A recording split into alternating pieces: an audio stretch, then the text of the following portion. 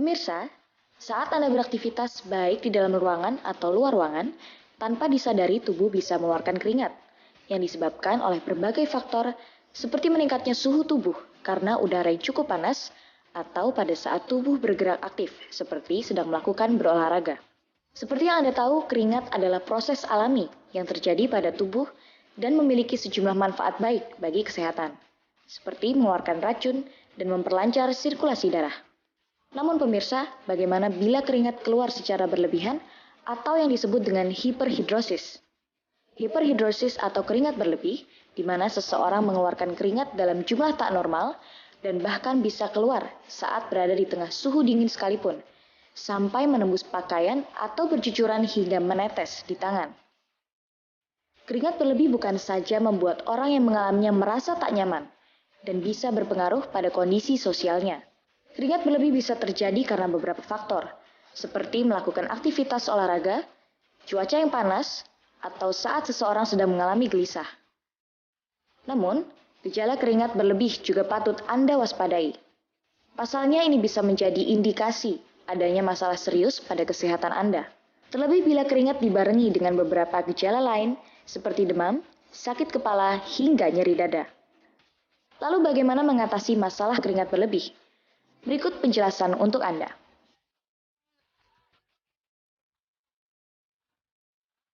Oke, masalah keringat berlebih ini menjadi masalah. Bukan saja untuk pria, tapi juga untuk wanita tentunya. Dan masalahnya bukan cuma bau ya, Dr. Sila ya. Biasanya tuh jadi kurang percaya diri. Apalagi kalau misalnya ini lagi di studio dingin gitu, terus tiba-tiba basah semua, badannya kan lucu ya, Dokter Iya, Vito. aneh juga. Dan itu harus diketahui dulu. Siapa tahu ada penyakit lain yang kita harus segera diagnosis sebelumnya. Karena itu udah ada bersama kita Dr. Edwin Jim, seorang dokter spesialis penyakit dalam, konsultan penyakit tropik dan infeksi. Halo dok, selamat siang. Selamat siang. Kita membahas tadi mengenai keringat berlebih nih. Keringat berlebih kan orang kira paling cuma kenapa sih keringetan aneh nih gitu ya. Tapi sebenarnya mungkin ada penyakit lain yang kita mesti bahas juga ya. Salah satunya tadi mungkin ada orang nih kalau dia lagi serangan jantung, sakit dada, keringat dingin juga salah satu tanda juga sebenarnya. Dan ada penyakit metabolisme juga ya dokter ya. Betul. Jadi proses berkeringat adalah proses yang normal sebenarnya, di mana kita kalau olahraga pasti keringat, atau lagi keadaan stres pasti keringat. Namun menjadi masalah kalau tidak ada aktivitas fisik, tidak stres tapi berkeringat. Dan itu yang berlebihan jumlahnya, sehingga itu akan jadi masalah. Nah ini banyak juga dok yang misalnya lagi makan tuh suka keringetan. Itu Betul. kalau kayak gitu gimana dok? Ya, jadi keringat itu salah satunya disebabkan karena misalnya kita makan yang pedas atau makanan yang hangat atau panas, maka akan merasa. Itu normal dok? Ya, sebenarnya itu proses fisiologis normal. Katanya kalau tangan keringetan terus kenapa tuh? Apa karena jantung? Nah itu nanti kita akan bahas ya. Nah ini ada mitos atau fakta nih dok yang beredar di masyarakat. Yang pertama, keringat berlebih ini tanda gagal jantung. Ya. Jadi ini adalah fakta. Fakta? Di mana kalau orang gagal jantung pada tahap yang akhir, di mana akan sangat susah untuk bernafas, maka tubuh akan respirasi atau pernafasan akan jadi cepat. Dan maka akan juga merangsang sistem saraf simpatis, sehingga akan tubuh berkeringat lebih banyak lagi. Tapi nggak semua yang keringetan berlebih itu berarti sakit jantung kan Iya, dok? tapi tidak semua, dalam artian gagal jantung yang akhir. Tahap akhir biasa akan sangat berkeringat. Salah satu ciri-cirinya, karena jantung lagi lemah dan dia berusaha untuk butuh tenaga ekstra lah yang jelas untuk dia bisa memenuhi kebutuhan oksigen dalam tubuh. Sehingga dia bekerja keras ketika sementara lagi istirahat juga, makanya akhirnya keringetan. Tapi kalau gagal jantung yang tahap awal, biasanya sih tidak hiperhidrosis, tidak keringat berlebihan. Oke. Nah berikutnya dok, keringat berlebih dapat timbul karena gangguan tiroid. Ini mitos atau fakta dok? Ini adalah fakta. Dalam artian terutama hipertiroid atau kelenjar hormon tiroidnya memproduksi hormon tiroid yang berlebihan, sehingga akan merangsang keringat berlebihan. Tapi harus diingat bahwa hipertiroid ada gejala lain selain keringat berlebihan. Jadi biasa akan jantung berdebar, kemudian akan sering susah untuk tidur ya, bisa untuk diare, bisa juga suhu badannya agak demam gitu ya. Dan kalau yang kelebihan juga sampai berat badannya turun jauh. Iya. Hipertiroid. Jadi dia selain keringat dingin tadi ya, orang jadi kurus, mungkin matanya lama-lama belalak. Matanya akan lebih menonjol gitu lebih ya. menonjol jadinya ya. Betul. Gimana dengan diabetes dok? Jadi banyak nih masyarakat yang menganggap kalau keringat berlebih ini juga pertanda dari penyakit diabetes. Diabetes, ya. Itu mitos atau fakta, Dok? Jadi kalau dilihat bahwa keringat berlebihan itu banyak penyebabnya.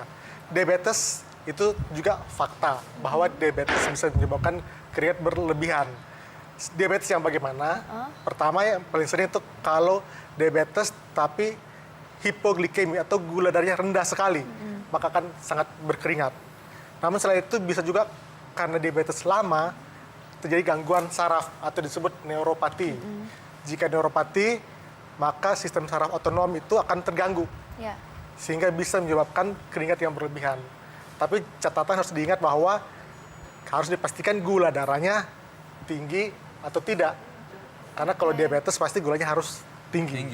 Kalau hanya keringat dan gulanya normal, berarti bukan karena diabetes. Nah, selanjutnya nih, Dok. Keringat berlebih dapat timbul akibat kecanduan dari minuman keras. Mitos atau fakta, Dok? Fakta jika orang yang kecanduan dan dia kayak istilah sakau gitu ya. Iya, Jadi kayak kecanduan narkoba dan juga ya, Dok, tidak ya? bisa mendapatkan minuman keras, dia akan akan berkeringat banyak. Iya. Itu betul. Tapi kalau dalam keadaan yang tidak sakau biasanya tidak berkeringat. Berarti Kecuali ini kalau untuk dia peminum yang sakau, sudah berat banget ya, Dok, ya? Iya, Atau ini bagian dari proses dia ketika dia nggak dapat minuman itu ya dia gelisah gitu kan. Akan gelisah, Bagian dari proses iya. kegelisahan dia itu. Jadi respon tubuhnya gitu Iya. loh yang begitu ya. Berikutnya nih, bahwa keringat ini dapat dipicu karena kehamilan. Jadi keringat berlebih ini dipicu karena kehamilan. Mitos Iya. atau fakta? betul.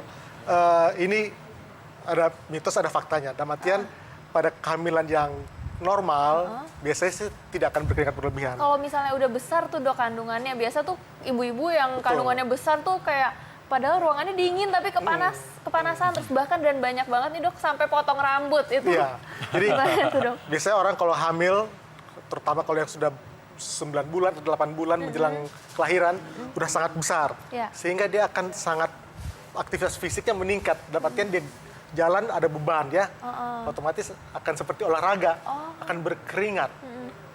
Dari posisi tidur mau duduk aja setengah mati. Karena Jadi berat aktivitasnya jadi kayak berlebihan, olahraga gitu seperti ya, Dok? olahraga, betul. Oke. Tapi pada orang tertentu bisa juga jadi fakta dalam artian karena hamil gangguan hormonal. Gangguan hormonal itu akan salah satu yang bisa menyebabkan keringat berlebihan. Berikutnya. Fakta atau mitos, katanya stroke dapat memicu keringat berlebihan. Jadi adalah fakta, tapi tidak pada semua kasus. Jadi ada sebagian kecil kasus di mana gangguan dari sarafnya itu akibat stroke, maka menyebabkan gangguan saraf otonomnya, sehingga akan berlebihan keringatnya. Namun pada sebagian besar kasus tidak masalah, orang stroke tidak menyebabkan keringat berlebihan. Namun pada keadaan tertentu bisa keringat berlebihan. Oke. Tuh. Masih menarik nih. Bagaimana tips bagi orang yang mungkin punya keringat berlebihan nih? Contoh mungkin ini ya. Iya. Ini jadi ada orang mungkin untuk sapu tangan nggak cukup. Jadi harus begini ya, kayak handuk kecil gitu. Iya. Bisa diperos nanti keluar gitu banyak nanti isinya ya. Ya. Jadi ini kadang orang mesti siap begini. Nah, gimana nih tipsnya untuk orang yang keringat berlebihan gitu, Dok? Jadi kalau orang keringat berlebihan, pertama jangan pakai baju yang terlalu ketat. Karena kalau Iya. terlalu ketat, otomatis sirkulasi ventilasi udaranya akan kurang. Sehingga panasnya akan susah untuk keluar ya. Iya. Kemudian ya jangan sampai di suhu udara yang terlalu panas, kan itu kan memicu. Ya. Kemudian bisa pakai antiperspiran. Ya banyak dijual di toko-toko ya. Misalnya kayak anti begini, kita bisa gunakan ini ya, antiperspiran supaya mengurangi produksi dari kelenjar keringat. Oke. Nah, Bisa juga misalnya pakai bedak ya. Oh iya. itu ini. Ya. berarti ini Iya. masyarakat perlu tahu ini bukan cuma sekedar wangi-wangian tapi bisa Bukan. mengurangi produksi keringat juga ya, Dok, ya? Betul. Ini sebenarnya awalnya ini deodoran, tapi sekarang sudah ditambah dengan antiperspirannya ya. Iya. Tidak ada wanginya, tapi juga mengurangi produksi kelenjar keringat. Oke. Ya, itu sebenarnya antiperspiran itu masyarakat mungkin sebagian masih belum terlalu mengerti. Sebenarnya bedanya apa sama deodoran? Oke. Jadi kalau antiperspiran itu terutama untuk mengurangi produksi keringat dari kelenjar keringat. Kalau deodoran lebih berfungsi untuk pewangi, memberi harum gitu ya, pewangi. Nah, Kalau ini, Dok, kalau misalnya bedak, itu bedak yang seperti apa sih yang baik digunakan dan seberapa banyak tuh? Ada juga yang Kalau zaman dulu tuh dibilangnya burket gitu kan. Jadi kayak bubur ya. Sebenarnya sih kalau keringat secara langsung untuk menghambat di kelenjar keringat sebenarnya sih enggak. Cuma kalau bedak biasanya tuh kalau keringat kan basah. Kita kasih bedak sehingga akan kering, menjadi kering. Tapi dia tidak mengurangi produksi dari kelenjar Jadi makanya jadi keringatnya. bubur tadi itu. Iya. Burket Jadi tadi. bubur ya dok ya. Jadi kalau produksi tetap banyak dikasih bedak, Jadi keringat berlebih ini katanya kan bisa akibat dari infeksi dari tubuh katanya gitu. Nah, Nah, kita harus betul luruskan nih, gimana nih sebenarnya? Oke, jadi salah satu akibat dari infeksi salah satunya bisa menyebabkan kelenjar keringat yang berlebihan. Misalnya kalau kita infeksi tuberkulosis, ya infeksi paru, akan kelenjar keringat banyak, keringat berlebihan. Bisa juga infeksi parotis, Parotitis ya, parotitis ya. kelenjar liur misalnya. Kelenjar liur akan juga keringat ya. Kita infeksi, semua infeksi, misalnya malaria, kita akan keringat banyak. Setelah demam tinggi, tubuh akan menjadi normal, biasa akan keringat. Sebenarnya keringat ini tujuannya apa? Untuk mendinginkan tubuh, untuk mengurangi panas dari tubuh. Jadi mitos atau Jadi ini fakta? mitos atau Itu adalah fakta. Fakta. Jadi pertama, jika kita keringat berlebihan, kita harus pastikan ini normal atau tidak normal. Jika keadaan istirahat pun kita keringat berlebihan, maka kita perlu memeriksakan diri ke dokter. Memastikan apakah ada kelainan yang lain atau hanya kelenjar yang produksinya berlebihan. Kelenjar keringat yang produksinya berlebihan. Jadi harus kita pastikan periksa ke dokter untuk lihat ada penyakit yang lain atau tidak. Dan untuk yang misalnya masih nih berkeringat banyak dan ternyata memang tidak ada penyakit ya, ini bisa ada solusinya seperti antiperspiran tadi, dan itu bisa mengurangi dari keringat yang berlebihan. Jadi nggak cuma untuk memberikan efek wangi saja. Terima kasih banyak dokter terima untuk kasih. penjelasannya. Terima kasih, Dok.